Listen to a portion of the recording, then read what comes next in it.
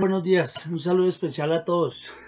Continuamos con nuestra recuento de la historia nacional, de la historia política.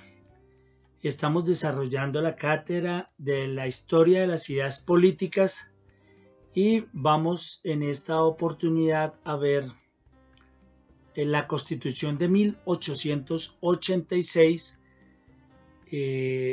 algunos hechos y consecuencias de la Guerra de los 1000 días.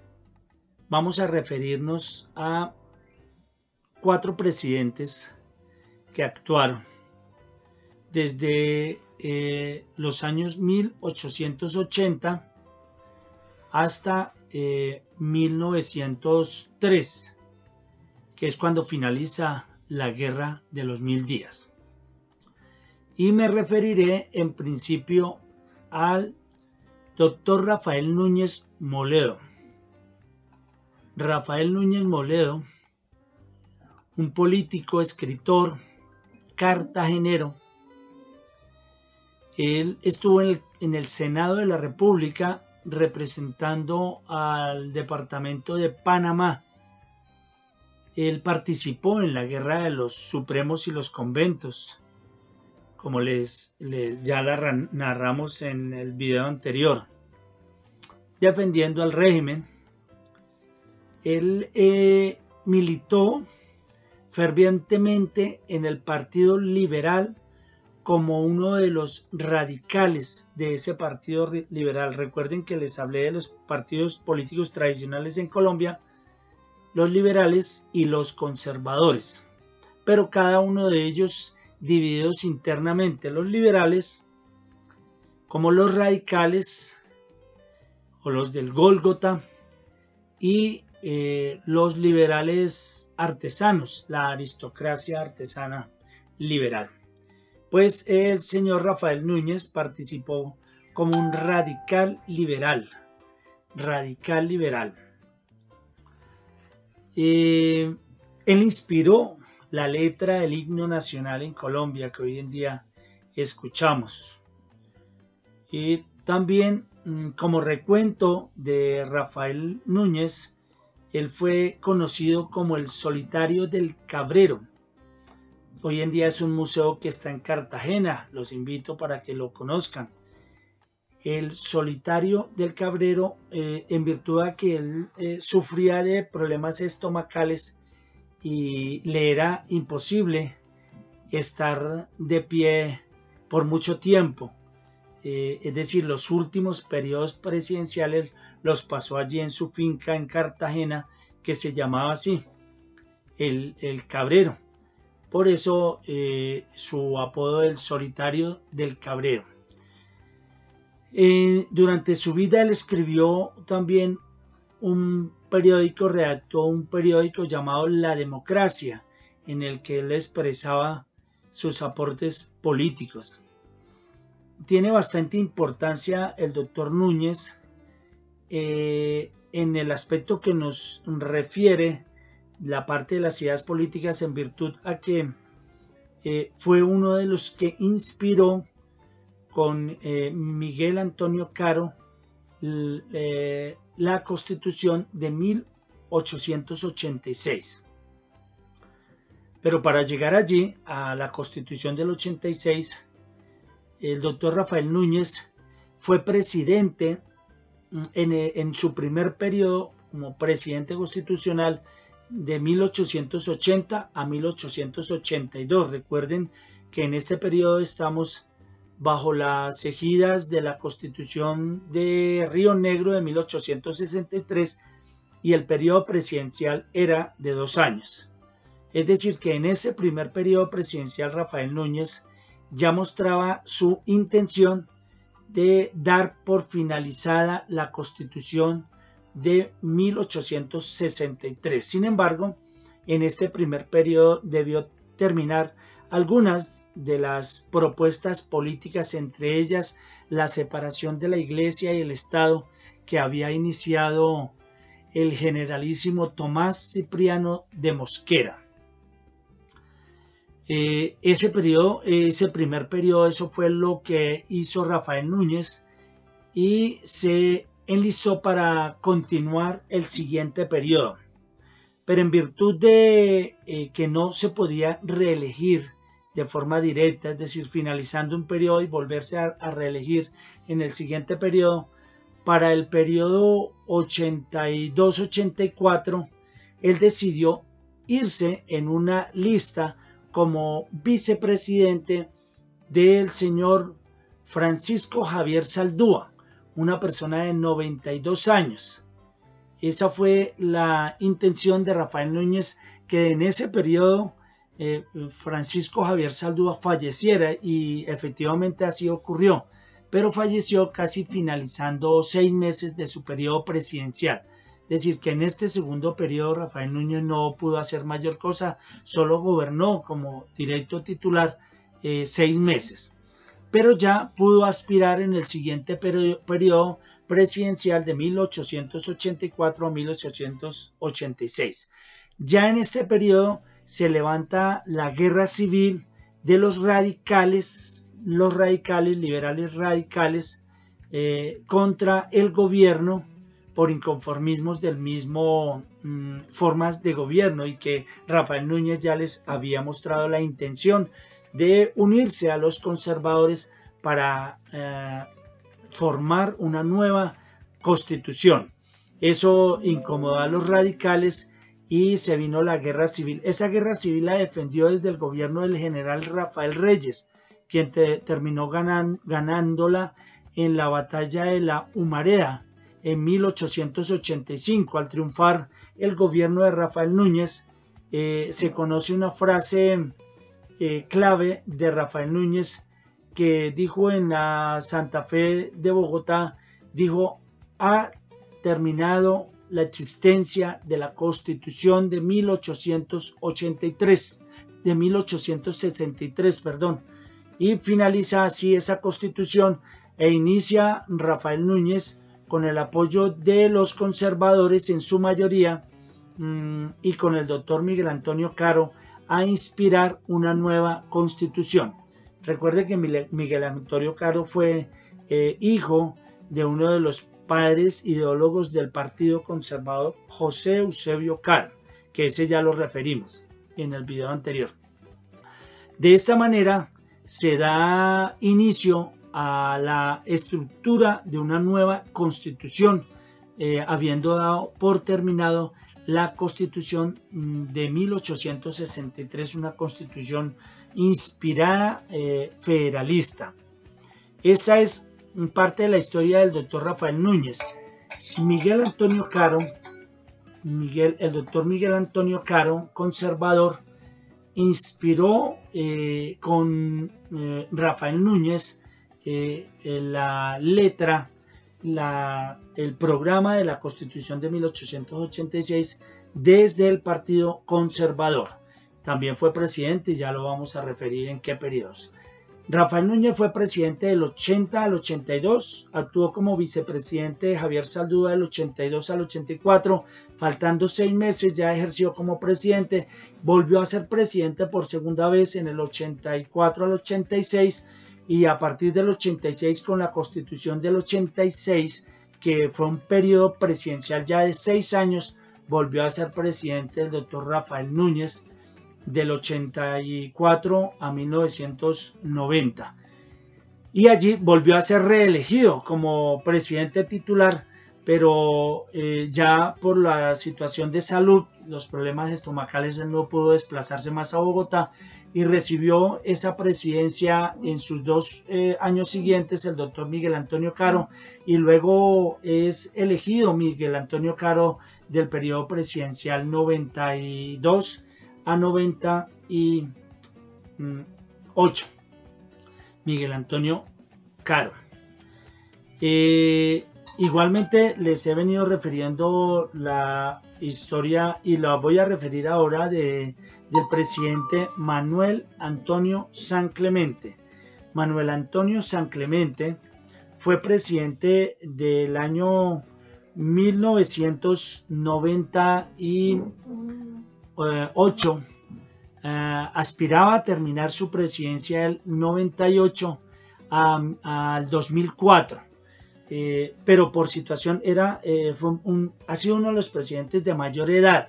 En el año 1898 tenía 94 años, fue uno de los presidentes de mayor edad. Y por su situación de edad y porque no se pudo desplazar de Buga a Bogotá, se posesionó su vicepresidente, José Manuel Marroquín, que aquí se lo refiero también. De Manuel San Clemente se puede leer que era más un poeta, un escritor, un filósofo que un estadista. En su presidencia se desató la guerra civil de los 1000 días y eso ocasionó el caos más grande en el país, lo que hizo que los presidentes, los conservadores, y los liberales radicales se opusieran a la presidencia de Manuel Antonio San Clemente y su mismo vicepresidente. Como ya les conté en el video anterior, desen ustedes cuenta que estos partidos políticos actuaban más por la conveniencia. Su mismo vicepresidente le dio un golpe de Estado, siendo conservador, le dio un golpe de Estado a Manuel Antonio San Clemente y asumió la presidencia en 1900, en virtud de que San Clemente no pudo atender la guerra de los 1000 días y el país estaba en caos total.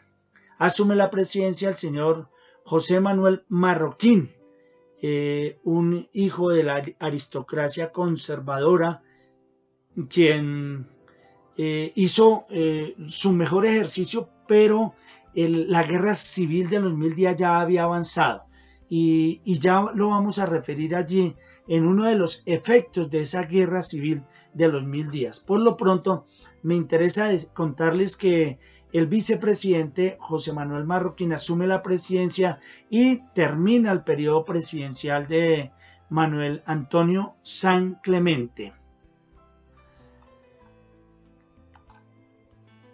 De esta manera, vamos a referir la Constitución de 1886, una constitución centralista. La política y la ideología contrastan con la constitución anterior. Recuerden que les dije la constitución de 1863 era una constitución federalista, reconocía las autonomías de los estados. Esta constitución es más centralista y unifica todo el poder administrativo en Santa Fe de Bogotá. Desde Bogotá se administraba todo el estado, una constitución eminentemente centralista. Se establecieron los ideales de la regeneración y el catástrofe. Recuerden, a partir de ahora es que inician los eslogans de las campañas publicitarias para presidente.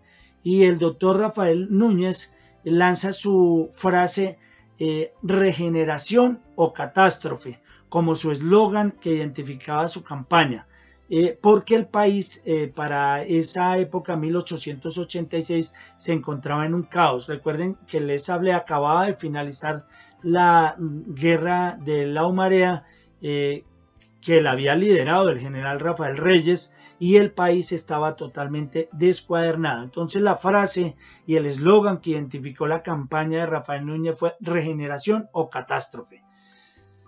A partir de la Constitución de 1886 se da el nombre República de Colombia y los estados inician a llamarse departamentos.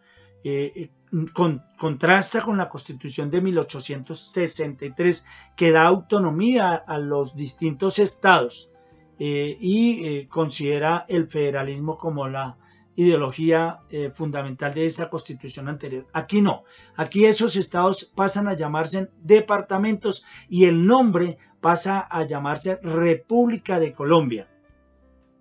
Lo mismo el periodo presidencial. El periodo presidencial en la constitución anterior del 63 fueron 2 años. Aquí en esta constitución ya era de 6 años, ya era un periodo bastante amplio para que el presidente pudiera en 6 años ejercer verdaderamente el gobierno y la administración pública. 6 años pasó a ser. Viene una reforma posterior, pero ya se las estaré diciendo. Esta constitución sufre la primera reforma en 1910 y ya se las estaré refiriendo allí en su momento cronológico. Igualmente esta constitución promulgó una serie de libertades individuales, requirió el derecho de culto, el derecho de expresión y el derecho de asociación. Estos tres como derechos individuales o libertades individuales. El derecho de culto. Sin embargo, la Constitución de 1886 reconoce como la religión oficial la religión católica. Es decir, el Estado conserva o inicia a definir su religión oficial como la religión católica, y por eso es la religión católica la que asume la mayoría de los establecimientos educativos. Entonces la educación a partir de la Constitución de 1883 pasa a ser más clerical desde el punto de vista de la religión católica como la religión oficial de la República. En esta Constitución se dividieron los tres poderes de los que yo les hablé allá en la época de la Ilustración con el barón de Montesquieu. A partir de esta Constitución de 1883, el poder público, que es uno, se divide en tres ramas de un solo poder público, llamada la rama ejecutiva, la rama legislativa y la rama judicial. Ese poder se divide en esas tres ramas, como lo definiera Montesquieu en su libro El espíritu de las leyes. Igualmente, esta Constitución consagra la pena de muerte para aquellos delitos administrativos o delitos dolosos, como la muerte y otros delitos administrativos. Para esta consagra la pena de muerte. Esta fue una constitución que perduró por más de 105 años. Ha sido una de las constituciones que ha durado más en los periodos de la constitución en Colombia. 105 años, y esta fue revocada por la Constitución de 1991, que es nuestra meta a llegar a encontrarnos con la Constitución de 1991. Esta es la Constitución de 1886, se las estoy exponiendo aquí en esta diapositiva, y cuenta, como se los he narrado algunos de los hechos, como se inicia a llamar la República de Colombia, y como una constitución centralista, se reconocen los departamentos, el periodo presidencial de 6 años, un ejercicio de orden de nivel nacional. Para construir cualquier obra de infraestructura desde La Guajira o desde Pasto, desde Leticia o desde San Andrés, se requería pedir la autorización a la presidencia de la República, que era un poder centralizado. Y pese a esta ser una de las dificultades, esta constitución perduró por más de 105 años. Esta, en fin, es la Constitución de 1886 que yo les quería referir, y que contrasta totalmente con la Constitución de Río Negro de 1863. Por último, en la última diapositiva les quiero referir la Guerra de los 1000 días, y les quiero nombrar entre ellos a uno de los grandes líderes de este periodo, un líder liberal, el general Rafael Uribe Uribe. Rafael Uribe Uribe fue un gran líder del Partido Liberal, un entendido del gobierno y un defensor de las libertades desde el punto de vista del marco ideológico de los liberales. Y fue derrotado en una batalla que se llamó La Tribuna por el mismo general Rafael Reyes, de quien les voy a hablar en la próxima semana. Rafael Reyes tiene una gran historia. De allí huyó, de la batalla de La Tribuna, huyó el general Rafael Uribe Uribe, y fue capturado, estuvo preso en la cárcel de Monpós, luego fue trasladado a la cárcel de San Diego en Cartagena de Indias. Allí fue indultado en el mismo periodo presidencial del señor José Antonio Marroquín, y posteriormente se candidatizó como diputado a la Cámara de Representantes, obteniendo una curul. denunciado por excesos en su trabajo político fue la denuncia de los excesos de la Constitución de 1886, la Constitución que identificó como la regeneración, lo cual le valió bastante apoyo para alcanzar a la Cámara de Representantes, pero igualmente le logró acumular bastantes contradictores y enemigos, porque él fue muerto en la ciudad de Bogotá, como lo dice su biografía, de un hachazo ahí en la octava con séptima. Fue fallecido el general Rafael Uribe Uribe.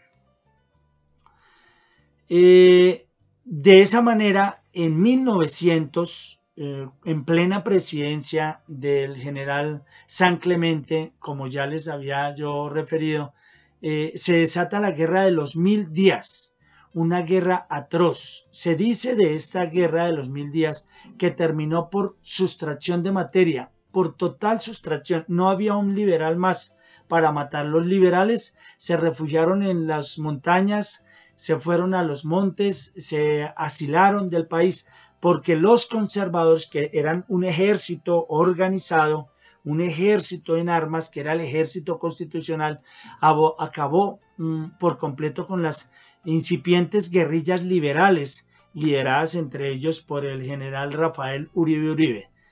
Esa fue en sí la guerra que se presentó en la guerra de los 1000 días, liberales contra conservadores. Por eso les decía yo en el video anterior que mientras los líderes políticos cambiaban de tolda política a su acomodo, lo hizo el generalísimo Tomás Cipriano de Mosquera, siendo conservador se pasó a ser liberal radical. Y el doctor Rafael Núñez, siendo un liberal radical, pasó a gobernar sus periodos presidenciales bajo el amparo y egidio del Partido Conservador. Es decir, mientras los líderes políticos se podían cambiar de toda la política, los campesinos en el país sufrían todos los vejámenes de la guerra por ser liberales del trapo rojo o por ser conservadores de la casaca azul, como se hacían llamar. Esa fue una guerra atroz que dejó muchísimos muertos a lo largo y ancho del país, pueblos enteros hacinados, familias totalmente hacinadas. Hay un ejemplo allá en Boyacá, para quienes conocen Boavita y La Ubita, un pueblo liberal, Boavita un pueblo conservador, pero entre ellos se mataban atrozmente. Eso lo hicieron los líderes de cada uno de los partidos políticos tradicionales de la época, que eran ellos quienes facilitaban e ideologizaban esta clase de luchas internas entre los colombianos. Así se desató la guerra de los 1000 días. En la fecha 17 de octubre de 1899 se inicia esa guerra de los 1000 días y perduró hasta el 21 de noviembre de 1902. La guerra de los 1000 días, por casi 3 años, extendiéndose por más de 1130 días más exactamente. Como efectos de esta guerra fue la pérdida del departamento de Panamá, no como una cosa espontánea, no, los Estados Unidos, quienes manejan a la perfección la geopolítica en todo el globo terrestre con su armamento, ser la gran potencia armamentista del mundo, sabían que se requería un canal interoceánico en el istmo de Panamá, porque era el lugar más apropiado, más estrecho para unir los dos océanos y para facilitar todas las rutas de acceso del comercio y de las barcos de guerra de este mismo país. Desde hacía periodos atrás habían hablado con los líderes de Panamá, del departamento de Panamá, y cuando se presentó esta guerra civil, el país entero tuvo que poner toda su atención, como lo hizo Marroquín cuando asumió la presidencia, poner toda su atención para atender esta guerra civil de los 1000 días. Mientras tanto, los Estados Unidos se ganaron la voluntad de los ciudadanos panameños y le ofrecieron al gobierno central, al gobierno nacional, una cuantía de más de 25 millones de dólares por esa región para ellos construir ese canal. Sin tener cohesión nacional, sin tener una dirección clara, sino que estando el gobierno atendiendo la guerra de los 1000 días, no tuvo la presidencia del doctor Marroquín más capacidad que aceptar y como efectos de la guerra de los 1000 días, uno de los efectos fue la pérdida de Panamá. Y solo 15 años después fue que Colombia recibe los 25 millones de dólares que fueron dedicados en parte. No se vieron realmente reflejados en el aumento de la calidad de vida de los colombianos, en parte. Vamos a iniciar a hablar de aquí en adelante del fenómeno de la corrupción, que ha sido una de las grandes virus y enfermedad que ha tenido la administración pública en este país. Entonces, en parte se vio la inversión de esos 25 millones de dólares.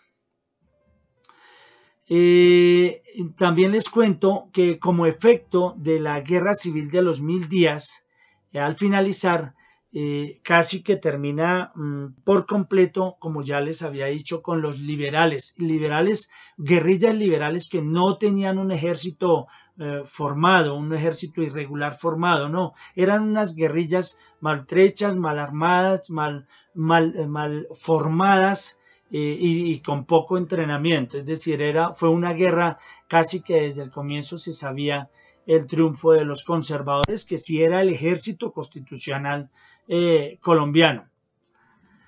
El conflicto tuvo como resultado la victoria del Partido Conservador y se conoce en este periodo como la hegemonía conservadora. Esa hegemonía conservadora va hasta el año 1930. Ya vamos a referir, la doctora Idalí me acaba de enviar un video que en la próxima semana lo vamos a ver. Se llama La masacre de las bananeras. También fue un hecho que fue desastroso para la sociedad colombiana y que ocurrió en esta plena hegemonía de la hegemonía conservadora. Fue la masacre de las bananeras. La próxima semana vamos a estar viendo ese video. La economía por completo, pues que se cayó por completo. La guerra civil desfavoreció por completo la incipiente economía. Todavía estamos ya en el siglo XX, pero todavía se hablaba de una economía colonial. 100 años después se hablaba de la misma economía que la que para este periodo de 1903 se hablaba de una economía colonial, artesanal. No había entrado a Colombia a regir la economía industrializada. Eso ocurrió con los dineros recibidos por el gobierno de los Estados Unidos, los 25 millones de dólares. A partir de 1920 más o menos se empieza a hablar de una economía industrializada en Colombia. Aquí no, la incipiente economía pues tuvo un fracaso total, la balanza de cambios perdió el desequilibrio y la pobreza era casi generalizada, absoluta.